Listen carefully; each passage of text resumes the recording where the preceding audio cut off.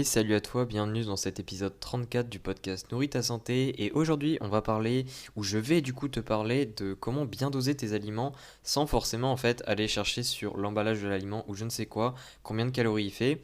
Parce que généralement en nutrition, on se base évidemment sur la teneur calorique des aliments pour pouvoir bien les peser, pour se dire qu'on en pèse peut-être pas trop ou même pas assez en fonction de nos objectifs plutôt. Donc que ce soit perte de poids, que ce soit prise de muscle, etc. Donc je vais te donner deux gros points essentiels déjà à prendre en compte en fait qui vont vachement t'aider à savoir justement comment savoir si l'aliment que tu as en face en fait il est plutôt riche en calories, mais pas seulement à te permettre de savoir s'il est riche ou s'il est pauvre en calories, mais plutôt à avoir une estimation en fait relativement précise, c'est-à-dire dans les 50-100 calories près. Donc c'est relativement précis, ça te permet déjà d'avoir vraiment une bonne idée de ce que contient cet aliment. Donc, sans plus tarder, on va commencer avec le premier point qui va te permettre d'arriver à cela. Le premier point, c'est la teneur en eau de l'aliment. Alors, j'avais déjà du coup expliqué ça dans d'autres épisodes parce qu'on en venait à ce sujet-là, mais plus un aliment est riche en eau et moins il aura de calories. C'est très simple à comprendre le pourquoi du comment, c'est parce que plus un aliment est riche en eau et moins ça veut dire qu'il possède de macronutriments en grammage, parce qu'évidemment s'il y a 90% d'eau dans un aliment, donc comme par exemple tout ce qui est fraises, etc., ça tourne autour de ça, ça veut dire en fait que les 10% restants sont des macronutriments.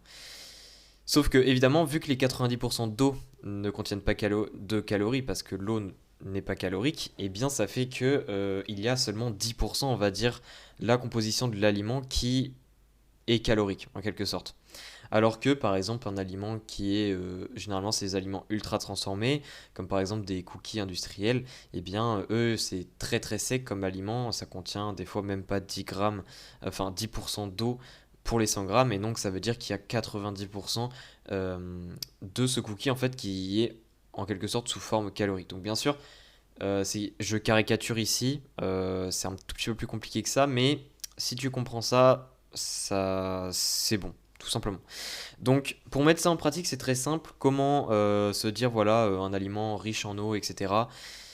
et peu calorique? Eh bien, en fait, les deux grandes familles d'aliments riches en eau, ce sont sans surprise les fruits et légumes, mais il y a également les yaourts qu'on a tendance à beaucoup oublier.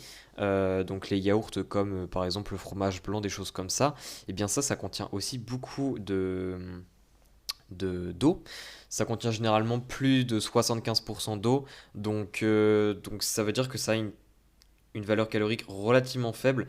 Et ici, donc je vais expliquer plus après le pourquoi du comment, mais ces trois groupes alimentaires-là, il faut que tu te dises que c'est en dessous des 100 calories au 100 grammes généralement, et c'est très rare que ce soit au-dessus. Il y a quelques exceptions de fruits qui dépassent un petit peu les 100 calories au 100 grammes, comme par exemple l'anone, qui est très riche en glucides, mais bon, c'est pas des fruits qu'on mange très régulièrement, donc il y a toujours des exceptions, quoi. Donc ça c'était vraiment le premier point. Alors évidemment pour aller dans l'autre extrême, les catégories alimentaires qui sont enfin très très pauvres en fait en eau, bien sûr surprise c'est plutôt les matières grasses évidemment parce que les huiles, il n'y a pas d'eau dedans tout simplement. Et puis aussi tout ce qui est oléagineux, c'est très très pauvre en eau, il y en a quasiment pas et c'est exactement la même chose pour les aliments ultra transformés. Donc encore une fois, à partir déjà de ce premier élément, à partir de la teneur en eau, et quand on a un aliment devant nous, entre guillemets, instinctivement, c'est assez facile de savoir s'il y a beaucoup d'eau ou s'il y a vraiment pas beaucoup d'eau dans cet aliment. Donc à partir de ces données-là, en fait, déjà, on peut se dire, ok, les fruits, légumes et les yaourts sont pauvres en calories, et puis les sucreries, donc tout ce qui est gâteau industriel, les oléagineux et les matières grasses sont riches en calories. Donc ça nous fait un premier élément. Évidemment, l'idée reste relativement vague si on ne connaît pas trop les valeurs nutritionnelles des aliments. Donc le deuxième élément en fait que je vais te donner ici, ça va être le macronutriment dominant, que j'appelle ça, dans l'aliment. C'est-à-dire que chaque aliment en fait possède une proportion de macronutriments qui lui est propre, donc c'est-à-dire tant de pourcentage de glucides, tant de pourcentage de protéines et tant de pourcentage de lipides. Évidemment, ce pourcentage-là, il est en faveur d'un macronutriment spécifique. Par exemple, les pâtes, c'est un aliment qui a les glucides comme macronutriment dominant. Par contre, les oléagineux, donc tout ce qui est noisettes, amandes, etc., ce sont les lipides qui sont dominants. Pour donner un autre exemple, les yaourts, justement, les yaourts, c'est plutôt... Bon, ça dépend des yaourts, évidemment, mais peut-être les protéines qui peuvent dominer. Par exemple, le fromage blanc, c'est généralement le cas. Et en fait, à partir de ça, donc évidemment, je vais t'expliquer après les différents groupes alimentaires, généralement, qu'est-ce que c'est que le macronutriment dominant. Tu auras juste à retenir ça et après, ce sera très simple à utiliser. En fait, avant de t'expliquer tout ça, pourquoi est-ce que c'est important et très utile de savoir le macronutriment dominant dans l'aliment qu'il y a devant toi, à savoir que une fois que tu connaîtras, on va dire, le macronutriment dominant pour chaque groupe alimentaire, à savoir que il y a toujours des exceptions encore une fois, mais c'est vraiment la minorité. Ça comment dire, ça te permettra en fait d'avoir une idée beaucoup plus précise de la teneur enfin, en calories dans l'aliment. Donc, en fait, les macronutriments, comme tu le sais sûrement, ils apportent pas la même valeur énergétique. C'est-à-dire que les lipides, eux, par exemple, apportent 9 calories au gramme, alors que les protéines et glucides, justement, apportent 4 calories au gramme. Donc, un gramme de lipides, ça fait deux fois plus de calories que un gramme de glucides ou de protéines. Ce qui signifie en fait que là, on a un deuxième élément avec les différents exemples que j'ai donnés avant qui nous dit que les oléagineux, vu que leur macronutriment dominant, donc c'est-à-dire le macronutriment qu'il y a le plus en termes de quantité parmi les trois, eh bien, il est riche en calories par rapport si ça aurait été les glucides ou les protéines qui dominaient. Et donc, ça veut dire en fait que l'aliment est donc riche en calories forcément, puisqu'il contient beaucoup de lipides.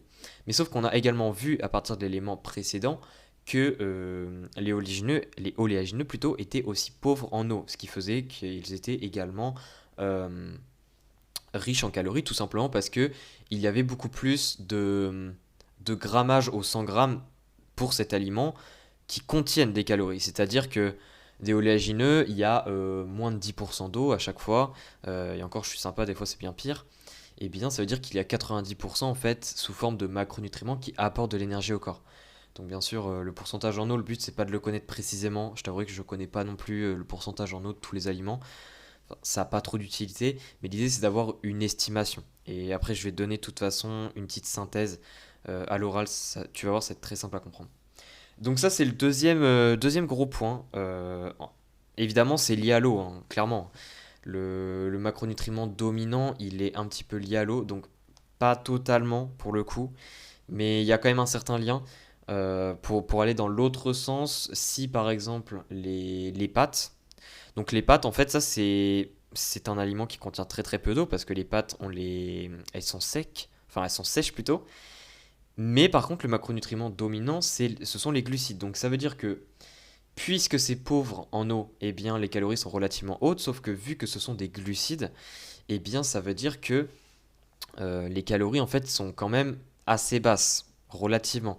Et à partir de ces données-là, ce qui est intéressant, c'est après de comparer justement les aliments, parce que c'est comme ça après qu'on peut établir des portions. Et bien à partir de ça, on peut déjà se dire, ok, ça veut dire que les pâtes, c'est moins calorique que les oléagineux. Et donc ça veut dire que la portion de pâtes va forcément être plus grande qu'une portion, on va dire, normale d'oléagineux. Donc ça donne déjà une première grosse information. Donc à partir de tout ça, en fait, à partir de ces simples deux éléments, on peut tout simplement en faire une synthèse et savoir pour chaque groupe alimentaire dans quelle tranche de calories il se situe. Donc évidemment, je vais te dire pour tous les groupes alimentaires, comme ça tu sauras. Donc déjà pour les légumes, les fruits et les yaourts, alors comme on l'a vu, c'est plus de 75% d'eau généralement. Donc c'est riche en eau, ce qui signifie qu'il y a peu de calories parce que il y a peu de grammage de macronutriments dans l'aliment au 100 grammes. Et en plus de ça, les légumes, les fruits et les yaourts sont soit riches en protéines, donc la protéine est le macronutriment dominant, donc là c'est plutôt pour les yaourts.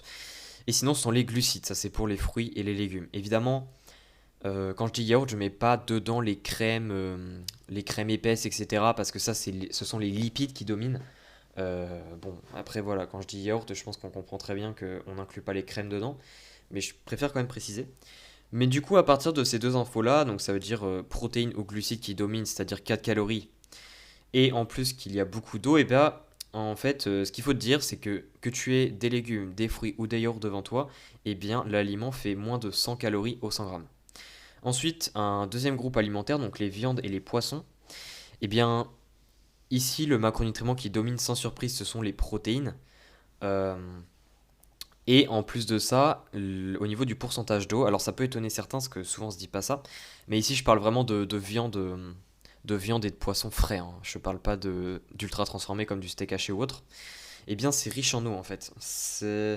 Les viandes et poissons contiennent en général entre 50 et 75% d'eau. Donc à partir de ça, en fait, on peut se dire déjà que ça contient moins d'eau que les fruits, légumes et yaourts. Donc ça veut dire que les calories sont forcément plus élevées. Même si, encore une fois, le macronutriment dominant, ce sont les protéines comme les yaourts. Mais sauf que, évidemment, vu qu'il y a moins d'eau, eh bien les calories sont au-dessus. Donc ici, à partir de ces informations-là, on peut estimer en fait que les calories vont être autour de 100, entre 100 et 300 calories. Alors pourquoi est-ce que ça monte aussi haut dans les 300 calories? C'est tout simplement parce que la viande rouge, certaines hautes viandes et aussi des poissons gras contiennent tout simplement une quantité de lipides qui est pas qui ne domine pas, c'est-à-dire que ce sont toujours les protéines qui dominent, mais qui est quand même non négligeable. Et encore une fois, les lipides plutôt sont riches en calories, donc ça fait que ça augmente rapidement les calories. Donc, pour te donner une idée, en fait, entre 100 et 300 calories, il faut que tu te dises que les poissons blancs et les viandes blanches sont à peine à 100 calories, et encore, quasiment tous les poissons blancs sont en dessous de 100 calories, parce qu'ils contiennent beaucoup d'eau. Et par contre, si on est plutôt sur de la viande rouge, ou même plutôt de l'agneau, des choses comme ça, des viandes, on va dire, grasses, ou alors sinon des poissons gras, donc comme de la truite, saumon, etc., on est plutôt on se rapproche des 300 calories. Bon, généralement, on est plutôt autour des 200 pour ces aliments-là, mais il y a quand même des exceptions toujours, des poissons qui sont très très riches en lipides, ou même, comment dire, en fait, quand on est vers les 300 calories, pour les poissons ou les viandes, ça veut dire tout simplement que le macronutriment qui domine, ce sont les lipides. Et ça peut être le cas par exemple pour certains organes que l'on consomme. Certains organes qu'on consomme sont très très riches en lipides, et aussi certaines sortes de poissons sont très riches en lipides. Voilà, je ne vais pas aller plus dans les détails pour ce groupe alimentaire. Donc, on va passer au prochain groupe alimentaire. Donc là, on va passer aux féculents et légumineuses. Alors, les féculents et légumineuses, déjà au niveau du pourcentage d'eau, c'est très très très très faible. Pourquoi? Bah, parce qu'on les consomme secs. Donc, c'est-à-dire que le riz, que ce soit le riz, les pâtes, les haricots, etc., on consomme ça sec de base. Évidemment, ça existe en conserve, mais sauf que ça a été précuit, donc ce n'est pas la forme, on va dire, naturelle. Donc ici, il y a très peu d'eau, ce qui signifie qu'on est plutôt à un total calorique qui est relativement haut. Sauf que ici, pour les deux groupes alimentaires, donc féculents et légumineux, ce sont les glucides qui dominent. Donc ça veut dire que les calories ne sont pas si élevées que ça. Et donc c'est pour ça que les féculents et légumineuses au 100 grammes, donc évidemment je parle de cru ici, hein, je parle pas de cuit, on est entre 300 et 450 calories environ. Ensuite, prochain groupe alimentaire, oui c'est ça. Prochain groupe d'aliments, on a les fromages. Alors bon, j'aurais pu les mettre produits laitiers avec les yaourts. Le problème, c'est qu'ils ne sont pas du tout dans la même catégorie de calories, on va dire. La simple et bonne raison, enfin, pourquoi? C'est très simple. Au niveau déjà de l'eau, les fromages contiennent beaucoup moins d'eau que les yaourts. Donc ça veut dire que les calories sont forcément plus élevées. Et en plus de ça, dans les fromages, le macronutriment qui domine ne sont pas les protéines, ni les glucides, mais c'est plutôt les lipides. Donc ici, on est plutôt sur des calories élevées, encore une fois. Donc c'est pour ça que les fromages, on peut se retrouver, donc ça dépend vraiment des fromages, mais on peut se retrouver entre 200 et 400 calories en général. Euh, c'est à peu près ça, souvent. Ensuite, prochain groupe alimentaire, on a les oléagineux et matières grasses. Je les ai mis ensemble parce que les caractéristiques sont très très semblables. Déjà, il n'y a pas d'eau pour les huiles, ou alors très très très très peu pour les oléagineux. Et puis, bah, le macronutriment qui domine, ce sont les lipides, comme on avait dit tout à l'heure.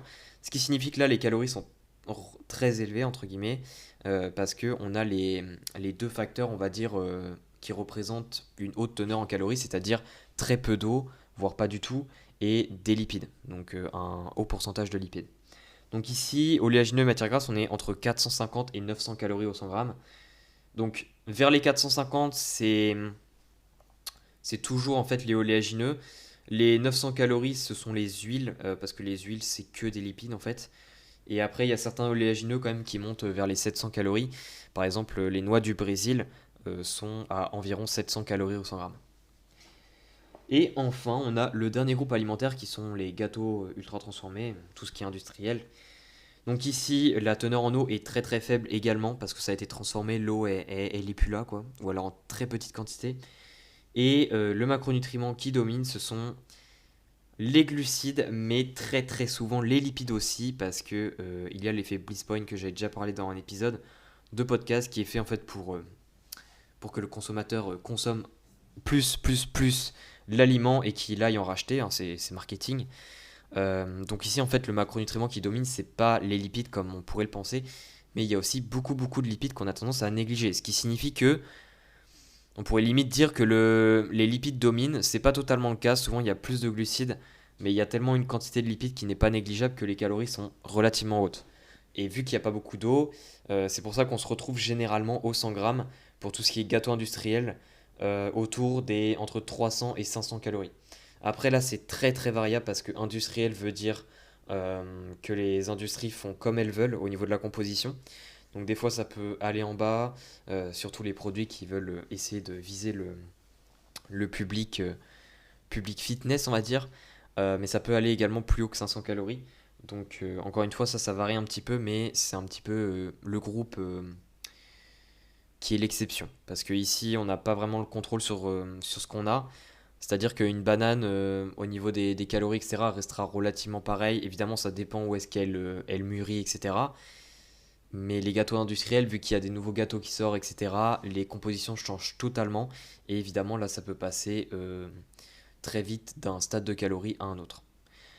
Donc, j'espère que tu auras aimé cet épisode. Il était vraiment assez pratique celui-là. Encore une fois, le récapitulatif, là, n'hésite pas à l'écouter plusieurs fois. J'ai essayé de détailler comme je pouvais, mais pas trop non plus pour qu'on s'y perde. Si tu retiens ça, à peu près les tranches de calories pour chaque groupe alimentaire, tu vas très bien t'en sortir. T'es plus obligé de regarder tous les paquets, les calories. Ça va te faire gagner beaucoup de temps et beaucoup de charge mentale aussi en moins. Donc vraiment, n'hésite pas à réécouter plusieurs fois si tu as besoin.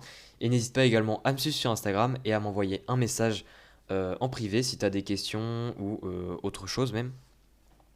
Donc n'hésite pas à partager cet épisode à tes proches qui veulent peut-être, ou alors à des amis, enfin oui, des proches qui veulent se faciliter la vie en nutrition facilement. Ça leur sera grandement utile. Et puis sinon, bah, on se retrouve pour du coup le prochain épisode. Allez, ciao ciao.